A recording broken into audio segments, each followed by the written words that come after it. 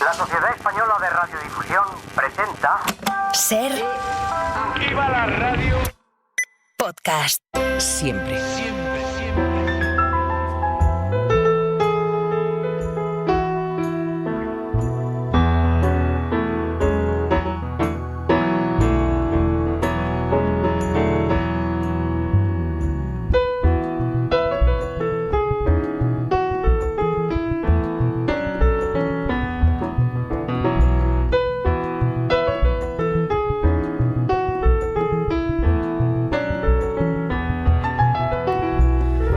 Desde París, como cada mañana de domingo, Marc Bassets, que es corresponsal del País en la capital francesa. ¿Qué tal, Marc? ¿Cómo estás? Hola, Javier. Buenos días. Bonjour. La verdad es que escuchas el resumen informativo y si alguien se acaba de levantar, dan ganas de volver a meterse en la cama y taparse la cabeza con una manta, ¿eh? Sí, sin duda. Sí. Con este panorama, por cierto, claro que tenéis las Olimpiadas a la vuelta de la esquina. Me imagino que se habrá escrito y hablado mucho sobre la seguridad durante las Olimpiadas y mucho que no se conocerá sobre cómo es la logística, ¿no? Sí, la seguridad es la gran preocupación del comité organizador, del comité olímpico y del gobierno francés. Primero porque vivimos, como estás diciendo, en un mundo complicado, tenso. Solo lo que ha sucedido esta noche recuerda todos los riesgos que planearán sobre estos Juegos Olímpicos. Y después hay momentos concretos de los Juegos, y en concreto la ceremonia inaugural, que lo hemos hablado alguna vez, será extraordinaria, porque por primera vez la ceremonia inaugural saldrá de un estadio y los atletas, en vez de desfilar por la pista del estadio, desfilarán en barcos por el Sena.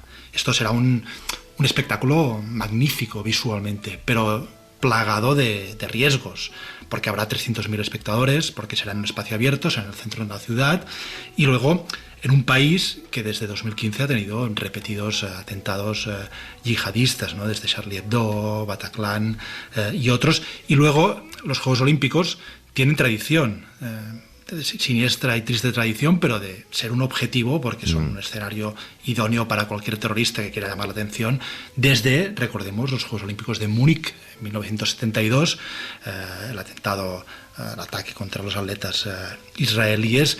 Un poco aquellos Juegos Olímpicos iniciaron la era del terrorismo internacional. Entonces, como puedes imaginar, pues el factor principal de preocupación para estos Juegos es el terrorismo y es la seguridad. Antes lo escuchábamos, a lo largo de la madrugada, Irán ha atacado con drones y con misiles a Israel. Según las fuerzas de defensa israelíes, se lograron interceptar más de 300 drones y misiles, y es un ataque directo en suelo israelí inaudito en la historia de ambos países. Supone la puerta de entrada a que la tensión y la escalada de un conflicto en Oriente Próximo vaya todavía más. Irán dice que el ataque ha sido una respuesta por el asesinato de Reza Zaedi, que es el responsable de la fuerza revolucionaria en el Líbano y en Siria. Fue un ataque sobre la embajada iraní en Damasco, y ante el ataque el presidente Joe Biden, antes lo escuchábamos, ha convocado a los líderes del G7, también en la reunión del Consejo de Seguridad de la ONU a petición de Israel. Queríamos entender un poquito más el contexto de enemistad entre ambos países y nos atiende para ello desde Irán la periodista corresponsal de La Vanguardia, Catalina Gómez Ángel. ¿Qué tal, Catalina? ¿Cómo estás? Buenos días. Buenos días, Javier.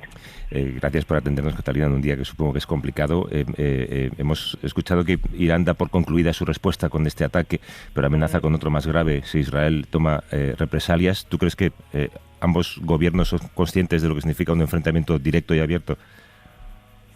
Yo creo que es absolutamente claro para ambos, y yo creo que ambos llevan muchísimos años preparándose para un escenario como este.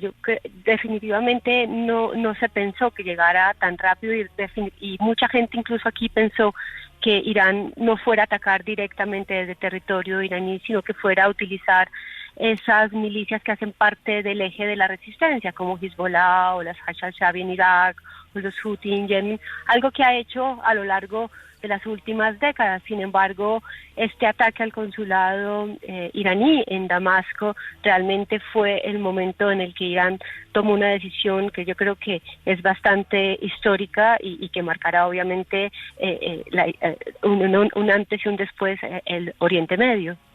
Son ataques de alguna manera quirúrgicos, ¿no? El de Israel sobre esa embajada y el de Irán ahora. ¿Te parece relevante el hecho de que Irán se haya apresurado a decir que es el final del ataque, da por concluida esa respuesta? Hay que tener en cuenta que Irán generalmente y hace mucho tiempo no quiere una mayor escalada en la guerra con Israel. Hay que tener en cuenta también la situación política interna en Irán, donde obviamente hay un gran sector de la población que no apoya al régimen, a la República Islámica.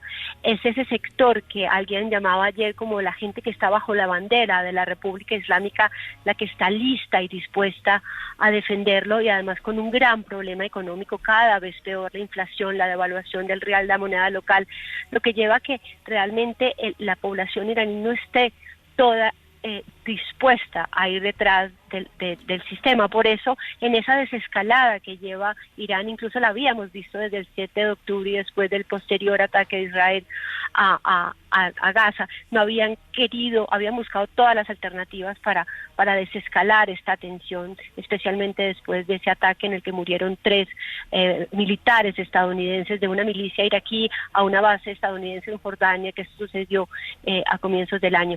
Así que Irán definitivamente busca que esto no pase a mayores. Sin embargo, ahora el balón está del lado de los israelíes y de cómo vayan a responder al ataque de esta madrugada. Marc. Hola Catalina, aquí Marc desde París. ¿Y cuál es el estado de ánimo en estos momentos, después de lo que ha sucedido en las últimas horas en Irán, entre la gente que tú conoces, entre tus contactos? ¿Hay temor? ¿Cómo se vive este momento? Hay dos Iranes que están claros y están demostrados hace muchísimos años, y es primero estos que están bajo la bandera de la República Islámica, y anoche los veíamos celebrar en muchísimas ciudades del país. Yo estaba en Khorramabad, que es la capital de la provincia de Lorestán, solamente a 200 kilómetros de la frontera con Irak, y en toda esta región desde aquí se lanzaron los misiles y los drones, y a las 3 de la madrugada habían caravanas de coches con los claxones gritando Alá Akbar, y había gente muy contenta, y estos videos llegaban, como decía, de otra parte. Por otro lado, salían videos desde Teherán y otras ciudades de gente haciendo filas en gasolineras con una gran preocupación, aprovisionándose de alimentos para una mayor respuesta israelí, y con mucho temor de lo que vaya a pasar, que no están de acuerdo realmente. Si bien hay un gran sentimiento pro-palestino, una gran parte de la población iraní no están de acuerdo con esta tensión y estos ataques, obviamente, de Israel, aunque son conscientes de esa guerra secreta que ha habido desde hace ya muchos años entre ambos países, y esos asesinatos sistemáticos que han habido, por ejemplo, en el 2011, en el 2012, de los científicos del programa nuclear que fueron asesinados en Teherán, luego en el 2020, cuando fue asesinado en algo que nunca reconoció Israel, pero todo el mundo apunta hasta allí, Mohsen Fakhrizadeh, que era realmente el quien llaman el padre del programa nuclear. Y esto, los ataques sistemáticos también en Siria, donde hay presencia de lo que llaman los asesores militares iraníes. Así que realmente hay dos Iranes, pero la gente está muy preocupada, especialmente aquella, pues obviamente, que no está bajo esa ideología del sistema de la República Islámica. Está bien explicado la diferencia entre la gente que sale a celebrarlo y la gente que va a buscar agua y gasolina por lo que pueda pasar. Los dos Iranes, como dices tú. Catalina Gómez Ángel, que es corresponsal de La Vanguardia en Teherán. Gracias, Catalina, por contarnos esto. Un abrazo, cuídate.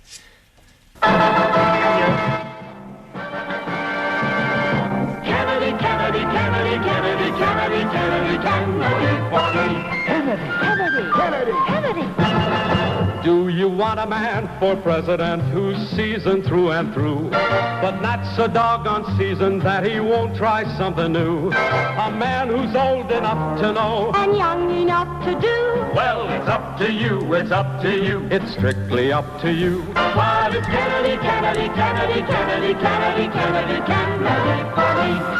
Se nos ha colado Kennedy, no ha dado tiempo ni a escuchar la despedida de Catalina Gómez Ángel. Se nos ha colado con Kennedy porque es el personaje del que queríamos hablar ahora mismo. En la última encuesta que hizo el New York Times sobre la preferencia de voto de los estadounidenses para las elecciones de noviembre de este año, un 46% de los encuestados votaría por el expresidente Donald Trump, por el actual mandatario, por Joe Biden, votaría un 45%. Desde que anunciaron sus candidaturas, sabemos que el margen de diferencia entre el demócrata y el republicano es muy pequeño. Y aparece en este entorno, Marc, un tercer candidato, un tercer personaje. Bueno, el tercer candidato ya puede presentarse en algunos estados y quiere presentarse en muchos más, y algunos de ellos además determinantes, que es Robert Kennedy Jr., con un perfil muy extraño, porque yo creo que apela a votantes en el extremo del espectro político, pero a ambos lados, ¿no? En la extrema derecha y en la extrema izquierda, pero en lugares que pueden decantar las elecciones a favor de uno o de otro. Es decir, es el candidato ex-demócrata que puede hacerle perder las elecciones al candidato demócrata, ¿no? Sí, no está muy claro también si incluso podría, por alguna carambola, hacérselas perder a Trump, porque, como decías, apela a un tipo de votante muy concreto. Hay que tener en cuenta, primero, el peso de la familia Kennedy, ¿no? Escuchábamos esta canción que era la canción electoral de John Fitzgerald Kennedy en el año 1960, las elecciones que ganó JFK, ¿no? Es la gran dinastía de la República norteamericana. John Fitzgerald Kennedy era el tío de Robert Kennedy Jr., asesinado en 1963. Su padre era Bobby Kennedy, otro mito de la política americana y mito demócrata, asesinado en 1968, y su otro tío era Ted Kennedy, que fue durante décadas senador y una figura también del Partido Demócrata. Y como decías, bueno, en Estados Unidos los terceros partidos, atención con los terceros partidos, porque no ganan, pero influyen, ¿no? Ross Perot, que era aquel empresario tejano, en el 92 ayudó a que Clinton derrotase a George Bush padre. Ralph Nader, en el 2002, ayudó a que Bush hijo derrotase al demócrata Al Gore.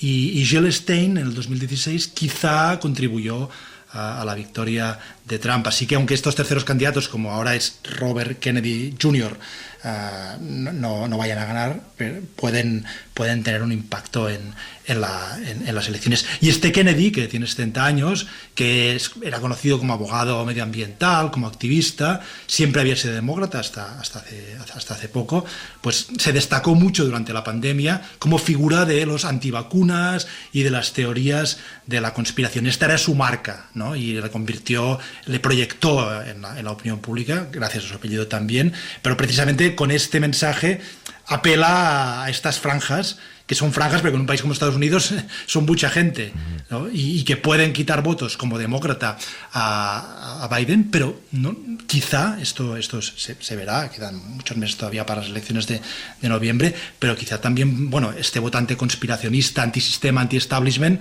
es el típico votante de Trump. Para hablar de esta candidatura está Carlos Hernández Echevarría, que escribe sobre política estadounidense, es adjunto a la dirección de Maldita.es. ¿Cómo estás, Carlos? Buenos días. Hola, Javier, ¿qué tal, Marco? ¿Cómo estáis? Hablándonos un poco del perfil de este candidato tan contradictorio, ¿no? Esto que contaba Mark, que es conocido como abogado medioambiental, pero también decía durante las vacunas, si no recuerdo mal, que el COVID había sido diseñado para que afectara a blancos y a negros, pero no a asiáticos y a judíos. Bueno, Robert Kennedy, lo que pasa es que hace ya muchos años que no encuentra una teoría de la conspiración que no le guste, ¿no? Son bastante pocas, por lo menos. Él, hablábamos de su familia y de lo importante que ha sido para los estadounidenses, ¿no? Pues el propio Robert Kennedy es una persona que ya está en el campo de la CIA asesinó tanto a mi tío como a mi padre, ¿no? Entonces, quiero decir, es un auténtico... Es verdad que él está explotando esa imagen de soy un Kennedy, vengo del Partido Demócrata, pero la realidad es que ya hace muchos años que quemó muchos puentes, ¿no? Que ya te digo que es una persona que en cualquier entrevista te cuenta que cree que la medicina tradicional no funciona y que hay que reorientar la energía eléctrica del cuerpo para sanarse, que todos los días pasa una hora hablando con los muertos. A mí a veces me recuerda un poco a Milei también, en algunas de estas cosas un poco extravagantes. El wifi causa daño cerebral, pero sobre todo es muy conocido desde hace ya muchos años, mucho antes del COVID, por ser el gran, no sé llamarle teórico, pero bueno, el gran defensor de las teorías de la conspiración sobre las vacunas, porque Robert Kennedy se subió a este carro mucho antes del COVID y no para las vacunas, digamos, del COVID que, digamos, todo el mundo pensaba esto se va a desarrollar con cierta celeridad. No, estamos hablando de que Robert Kennedy ha sido una de las personas que ha abogado más contra las vacunas, las que todos les hemos puesto a nuestros hijos de sarampión, o sea, las vacunas que llevan muchos años, digamos, en marcha, ¿no? Y su agenda... Es verdad que él ahora le ves en su candidatura y digamos que él lo que trata es de reclamar la imagen de su padre principalmente, porque Bobby Kennedy y Robert Kennedy digamos que tiene una imagen en el lado más de la izquierda del Partido Demócrata todavía mejor que la de su hermano, porque era una persona como que toda su agenda cuando se presentó a presidente y fue asesinado era realmente el combate contra la pobreza, las desigualdades. Y tú te metes en su web ahora mismo de su campaña presidencial y tú no encuentras prácticamente nada de vacunas, está todo ocultado, pero la realidad es que es un personaje público por lo que ha hecho sobre las vacunas, y de hecho a él pues de vez en cuando, digamos, se le olvida esta operación un poco, yo creo, de imagen, de tapar esas cosas, y te dice que va a poner al Departamento de Justicia a demandar a las revistas médicas por haber publicado artículos que según él reflejan que las vacunas son saludables, lo cual es mentira. Bueno, es una persona que ha mezclado un poco varias cosas y que, ya te digo, está reclamando esa imagen de la familia Kennedy como la monarquía republicana de Estados Unidos, pero a la vez está peleado con su propia familia, porque lógicamente esto le pone en una situación enfrentada a un porcentaje altísimo de lo que es el Partido Demócrata de hoy, no el de los años 60 y 70. De hecho, varios de sus muchos hermanos han publicado un comunicado en el que dicen que no apoyan su candidatura y que va a hacer daño. Marc. Estábamos hablando hace un momento con Carlos de a quién dañará, a quién ayudará, a quién perjudicará. ¿Qué impacto crees tú que tendrá en esta campaña, que tiene ya la candidatura de Robert Kennedy Jr.? Bueno, yo creo que desde ciertos círculos republicanos se le ha dado mucha bola pensando, ¿no?, que va a perjudicar a Biden. Y ahora mismo, como tú bien decías antes, no está nada claro que ese vaya a ser el caso. Está robando voto a uno y a otros lados.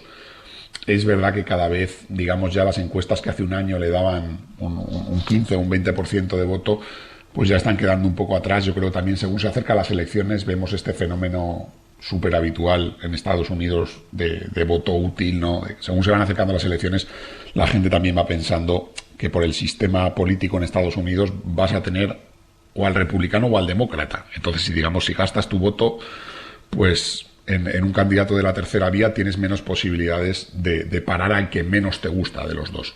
Ahora, es muy cierto lo que estabais comentando antes. Claro, yendo a unas elecciones donde se puede decidir en un puñado de estados, y en esos estados se van a decidir por un 1%, pues que cualquier voto cuenta. Y es verdad que ahí yo creo que su impacto se va a seguir deshinchando. Yo no sé si él logrará entrar en los debates presidenciales como sí pudo Ross Perot, que fue, yo creo, una de las claves de tener bastante fuerza. Por supuesto que como es muy raro pensar que pueda ganar un estado, no digo ya ganar, digo ganar en un estado, como no han logrado un candidato de un tercer partido en toda la era moderna.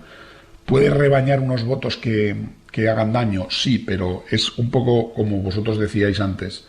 Yo no tengo muy claro a qué lado le hace más daño. Esta conspiranoia del gobierno programando, actuando con las agencias de inteligencia para inyectarte cosas que son malas para ti o para tomar el control de la sociedad, las vacunas que afecten solo a determinados grupos dentro de la sociedad, todas estas conspiraciones un poco de brocha gorda, ahora mismo apelan más al público conservador. No digo que no vaya a rebañar algo de voto de Biden, pero por ejemplo entre sus votantes o la gente que ha expresado interés por su candidatura en las encuestas, pues muchos eran votantes muy jóvenes dentro del Partido Demócrata que estaban un poco, pues yo diría, muy descontentos con las opciones que son Trump y Biden, y estaban buscando algo más.